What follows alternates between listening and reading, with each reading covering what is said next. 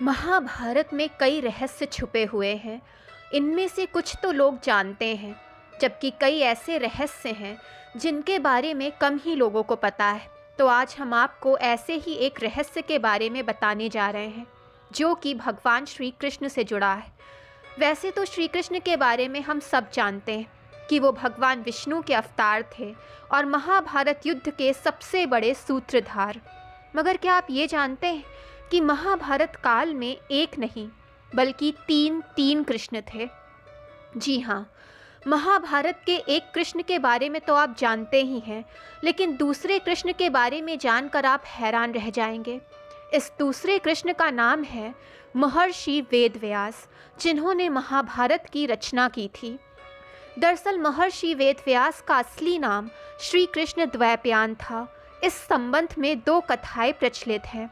पहली ये कि महर्षि वेदव्यास का रंग सांवला था और उनका जन्म एक द्वीप पर हुआ था, इसीलिए उनका नाम श्री कृष्ण द्वैपायन पड़ा।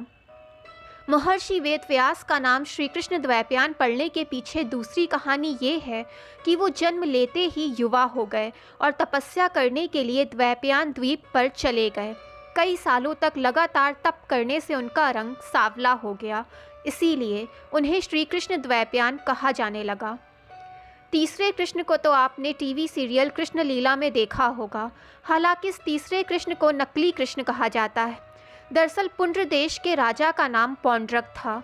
छेदी देश में वो पुरुषोत्तम नाम से विख्यात था। पौंड्रक के पिता का नाम वसुदेव था, इसीलिए वो खुद को वासुदेव कहता था। उसके मूर्ख और चापलूस मित्रों ने भी उसे ये बता दिया कि असल में वो ही भगवान विष्णु का अवतार है, वही असली कृष्ण है। ये बात उसके दिमाग में इतनी बैठ गई कि उसने भगवान कृष्ण की तरह ही अपना रंग और रूप बना लिया। पौंड्रक ने भगवान कृष्ण की तरह ही नकली चक्र, शंख, तलवार, मोर मुकुट, कौस्तुभ मणि और पीले वस्त्र धारण करने आरंभ कर दिए। अहंकारवश उसने भगवान कृष्ण को ही चुनौती दे दी।